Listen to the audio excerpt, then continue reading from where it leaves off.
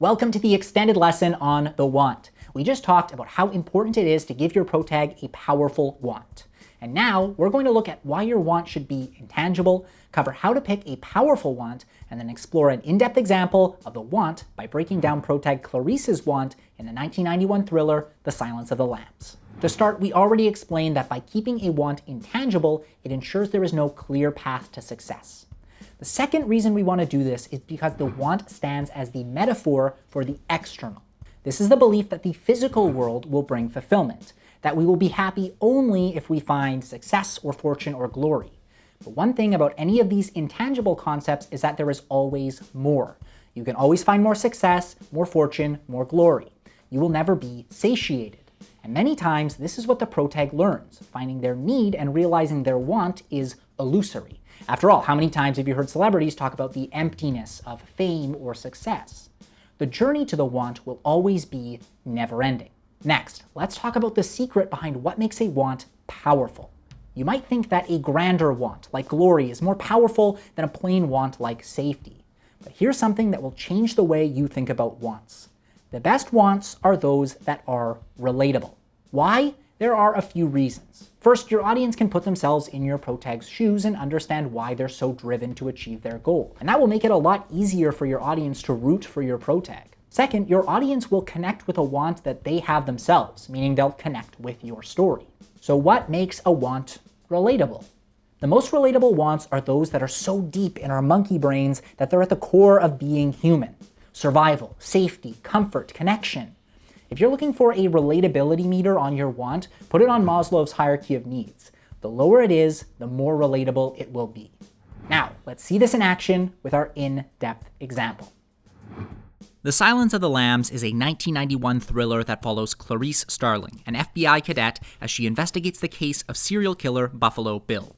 Throughout the story, she asks for the help of serial killer and cannibal Hannibal Lecter, as his unique insights could help her catch Buffalo Bill. It's pretty clear Clarice's goal is to solve the case and catch Buffalo Bill. But the question is, what is her want? What is motivating her to solve the case? You could guess at many things. One might be that by solving the case, she'll look good in the eyes of her supervisor, so her want would be prestige. Another could be that because her father died on the force, she longs to put criminals away as revenge, making her want vengeance. But luckily, there is a scene in this movie that helps us understand Clarice's want quite clearly. When Clarice is interviewing Lecter for the final time, she tells a story about protecting a lamb from being slaughtered and failing. This came after her father, a man of the law, died, which she says is her worst childhood memory. And notably, Clarice is not only trying to stop Buffalo Bill, but trying to save his victim, a woman named Catherine, who may still be alive. All of these point to the same want: to protect innocence. Clarice sees her father's death as the death of an innocent, lambs as a symbol of innocence, and Catherine as an innocent victim to Buffalo Bill. This want is what motivates her to hunt down Buffalo Bill, which in turn drives the story. But not only that, this want is what drew Clarice to the FBI, a job all about protecting the innocent. And why does Clarice feel this way? Because of the guilt she feels around failing to save the lambs, which she has nightmares about. And we learn in this scene that by saving Catherine, Clarice hopes she'll stop dreaming of the screaming lambs. In other words, her want is what she believes will bring her peace, or happiness. Notice how this want fits in with the other parts of this lesson. The idea of protecting innocence is not tangible, there is no one way to achieve it, and so many goals could achieve this want.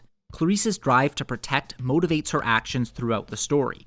And most importantly, protecting the innocent is a very human and relatable want. Why do you think we have so many stories about cops? They relate to our monkey brain want of protecting our family, our friends, our tribe.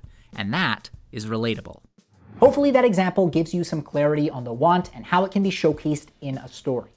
Now that you have this reference, try to compare this example with your story to see if there are ways to show the audience why your protag is so driven towards their goal. And make sure your want is relatable to ensure your audience relates to your protag and to your story.